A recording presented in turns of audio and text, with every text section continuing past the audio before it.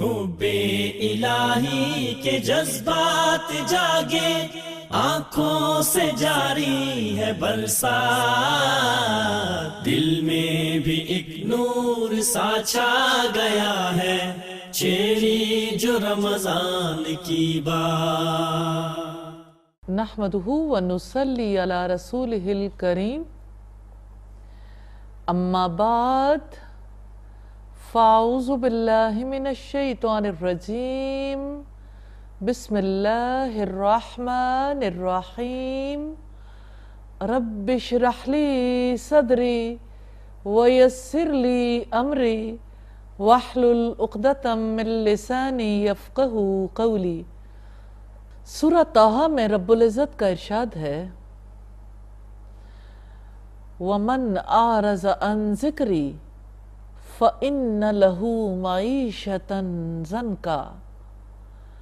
جو کوئی میرے ذکر سے منہ موڑے گا، میں اس کے لیے دنیا کی زندگی تنگ کر دوں گا۔ وَنَحْشُرُهُ يَوْمَ الْقِيَامَةِ أَعْمَىٰ، اور ہم قیامت کے دن اسے اندھا اٹھائیں گے۔ وہ کہے گا، اے میرے رب، میں دنیا میں تو دیکھنے والا تھا، تو نے مجھے اندھا کیوں اٹھایا؟ لِمَ حَشَرْتَنِي أَعْمَىٰ، تو نے مجھے اندھا کیوں اٹھایا؟ تو اللہ تعالیٰ جواب دیں گے، كَذَلِكَ أَتَتْكَ آيَاتُنَا، اسی طرح تمہارے پاس ہماری آیات آئی تھیں، فَنَسِيتَهَا، تم نے ان کو بھلا دیا، آج ہم تمہیں بھلائے دیتے ہیں۔ ایک خطرناک منظر سے آج ہم نے اپنی گفتگو کا آغاز کیا ہے، اس موضوع کے تحت کہ قرآن مجید کے اعراض کی کیا سزا ہے۔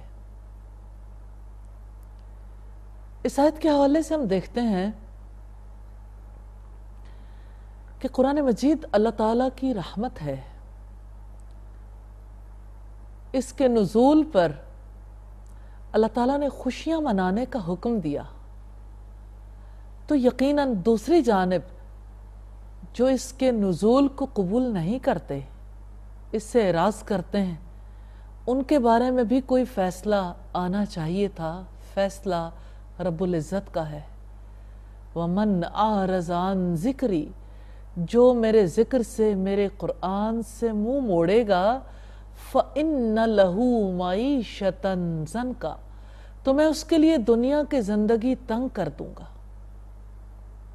پہلی بات، پہلا رزلٹ، اعراض کا پہلا نتیجہ یہ ہے کہ وہ دنیا جس سے محبت ہے، وہ جس کی وجہ سے اللہ کی محبت چھوڑ رکھی ہے، جس کی وجہ سے قرآن سے محبت نہیں ہے، جس کی وجہ سے رسول کے راستے پر نہیں چلتے، اس دنیا کی زندگی میں تنگی آئے گی۔ کیسے؟ ہر ایک کے لیے اللہ تعالیٰ کا اپنا فیصلہ ہے۔ کسی کو صحت کی تنگی ملے گی، کسی کو اولاد سے تنگی ملے گی، کسی کو مالی تنگی ملے گی، کسی کو دنیا میں عزت کے اعتبار سے تنگی ملے گی۔ اللہ کے وعدے سچے، اس کی وعیدیں سچی ہیں۔ ایسا لازماً ہونے والا ہے اور ایسا لازماً ہوتا رہا ہے۔ ہر اس شخص کے ساتھ جو قرآن سے منہ موڑتا ہے، اللہ تعالیٰ اپنے قانون کے مطابق اس کی دنیا کی زندگی کو تنگ کرتے ہیں۔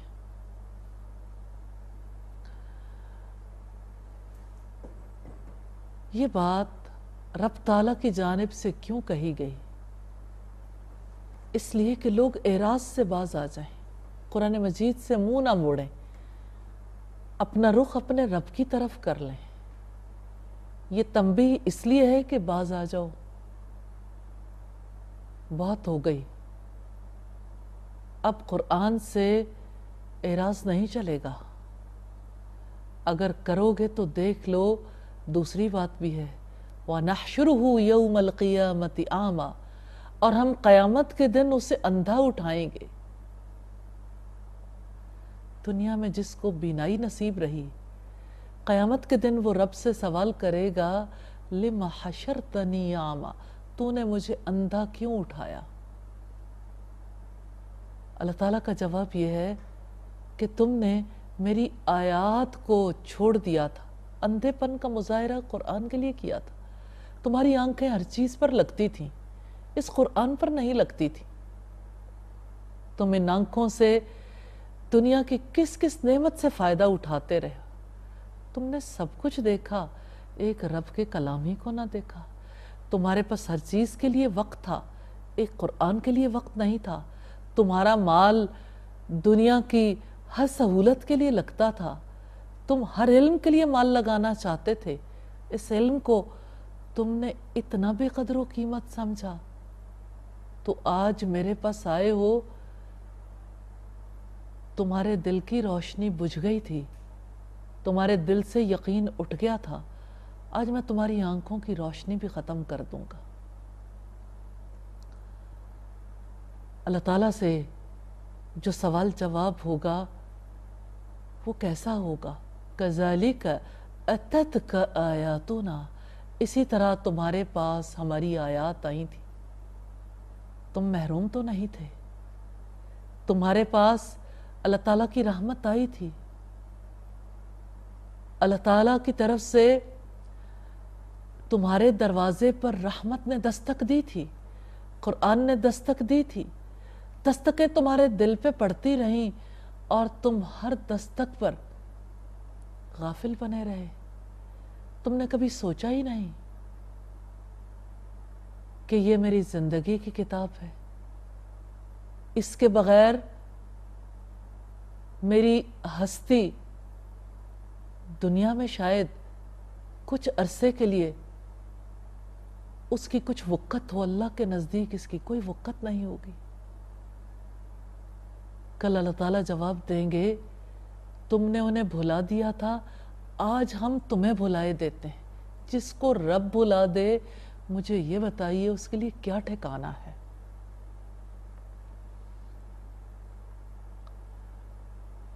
اپنے طرز عمل پر غور و فکر کی ضرورت نہیں ہے؟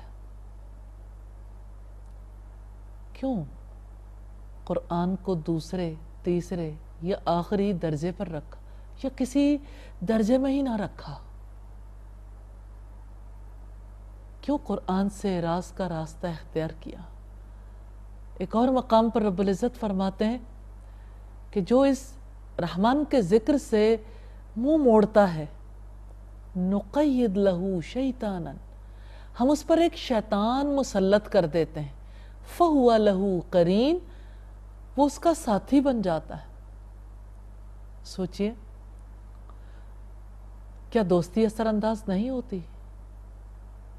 کہا یہ جاتا ہے A man is known by the company he keeps، آدمی اپنی صحبت سے پہچانا جاتا ہے۔ خربوزے کو دیکھ کر خربوزہ رنگ پکڑتا ہے، جس کا دوست شیطان ہو جائے اس کی تباہی کے کیا کہنے، لفظوں میں بیان نہیں کیا جا سکتا۔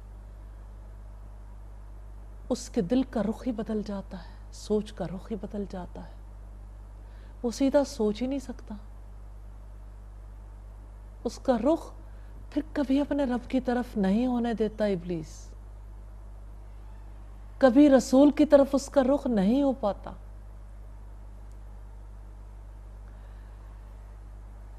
اسی لیے تو رب العزت نے فرمایا وَلَا تَكُونُوا كَالَّذِينَ نَسُوا اللَّهَ، ان لوگوں کی طرح نہ ہو جانا جنہوں نے اللہ تعالیٰ کو بھلا دیا، فَأَنسَاهُمْ أَنفُسَهُمْ، اللہ نے انہیں ان کی جانیں بھلا دی، أُولَئِكَ هُمُ الْفَاسِقُونَ، یہی لوگ فاسق ہیں۔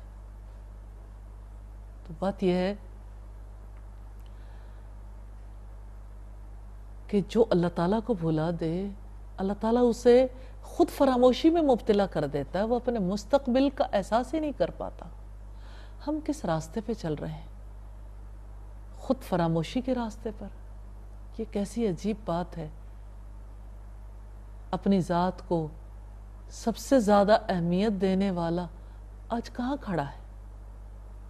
کیا سکھایا دنیا کی اس تہذیب نے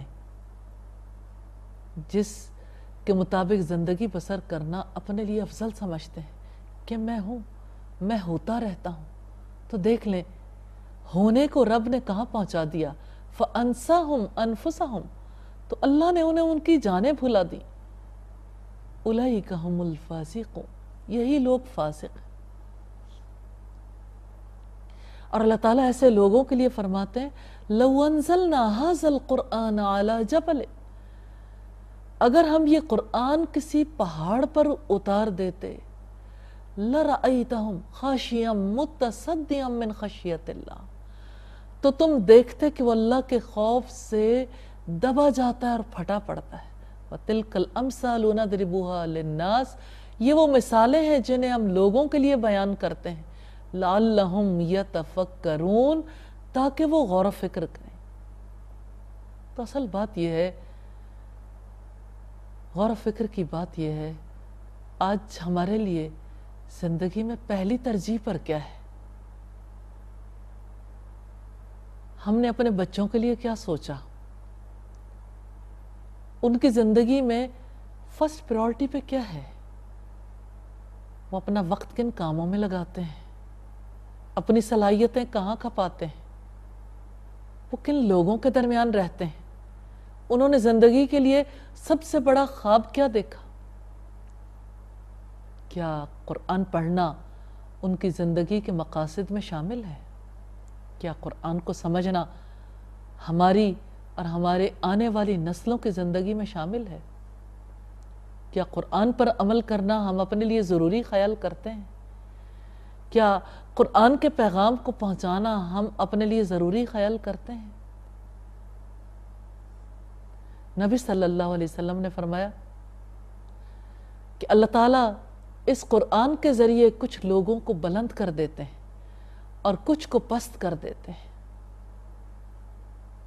کیونکہ قرآن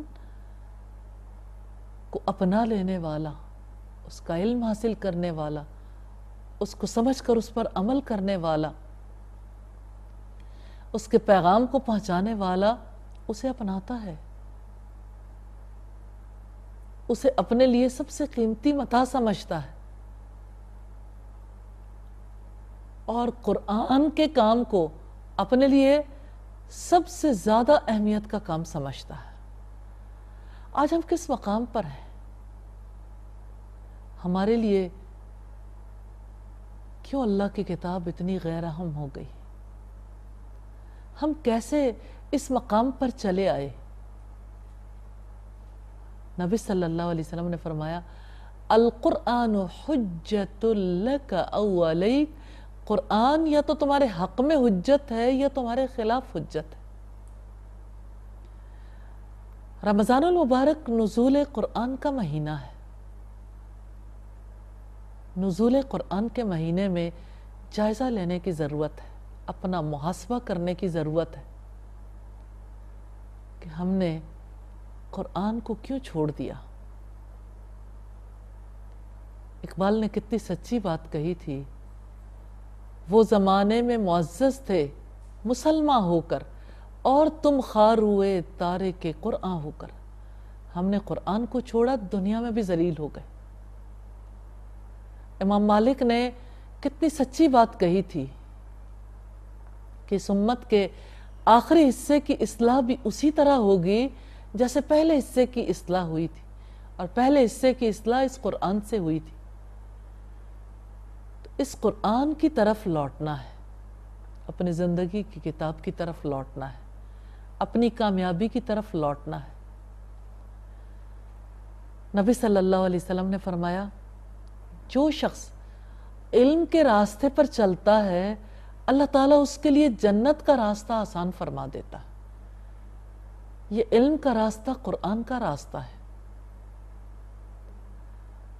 اور اب صلی اللہ علیہ وسلم نے فرمایا جو شخص علم کے حصول کے لیے نکلتا ہے فَهُوَ فِي سَبِيلِ اللَّهِ حَتَّى يَرْجِعُ، تو وہ اللہ کے راستے میں ہوتا ہے یہاں تک کہ وہ لوٹ آئے۔ سوچئے اللہ کی راہ میں نکلنا یہ کتنا افضل عمل ہے۔ نبی صلی اللہ علیہ وسلم نے فرمایا اللہ کی راہ میں ایک صبح نکلنا یا ایک شام نکلنا مجھے ہر اس چیز سے زیادہ محبوب ہے جس پر سورج طلوع اور غروب ہوتا ہے۔ فی سبیل اللہ نکلنے سے اصل مراد جہاد فی سبیل اللہ کے لیے نکلنا ہے، لیکن جو اللہ کی کتاب کی تعلیم کے لیے نکلتا ہے، اپنے گھر سے نکلتا ہے، وہ بھی فی سبیل اللہ ہوتا ہے۔ اس کے لیے بھی وہ ساری خوشخبریاں ہیں جو فی سبیل اللہ نکلنے والوں کے لیے خوشخبریاں۔ اس لیے ارادہ کر لیجئے، اللہ تعالیٰ سے مدد مانگ لیجئے، دعائیں کیجئے کہ اللہ تعالیٰ اپنی اس کتاب کا علم عطا فرما دے۔ اپنی دعاؤں میں شامل فرما لیجئے کہ اللہ تعالیٰ اپنے ہر اس نام کے واسطے سے جو اس نے آسمانوں میں رکھا یا زمین پر رکھا یا اپنی کسی کتاب میں اس نام کو ظاہر کیا یا اس نے اپنے علم غیب میں رکھا، ہر اس نام کا واسطہ دے کر سوال کیجئے کہ اللہ تعالیٰ اس قرآن حکیم کو ہمارے دلوں کی بہار بنا دے، ہماری آنکھوں کا نور بنا دے، ہمارے غموں کا مداوع بنا دے، اس قرآن کو ہمارے لیے نجات کا راستہ بنا دے۔ اللہ تعالیٰ سے دعا ہے اس قرآن مجید کو، اس کے علم کو، اس پر عمل کو اور اس کی دعوت کو، اس کی تعلیم دینے کو پہلی ترجیح بنانے کی توفیق عطا فرمائے۔ اللہ تعالیٰ سے دعا ہے ہمیں ان لوگوں میں شامل فرما لے جو اہل القرآن ہیں، جو اللہ کے خاص بندے ہیں۔ نبی صلی اللہ علیہ وسلم نے جن کے بارے میں خوشخبری دی کہ اہل القرآن ہی اہل اللہ ہیں، اللہ کے خاص بندے ہیں۔ اللہ تعالیٰ ہمیں اپنے خاص بندوں میں شامل فرما لے۔ وآخر دعوانا ان الحمد للہ رب العالمین۔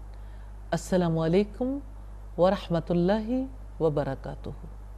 حب الہی کے جذبات جاگے، آنکھوں سے جاری ہے برسات، دل میں بھی ایک نور سا چھا گیا ہے، چھیڑی جو رمضان کی بات۔ حب الہی کے جذبات جاگے، آنکھوں سے جاری ہے برسات، دل میں بھی ایک نور سا چھا گیا ہے، چھیڑی جو رمضان کی بات۔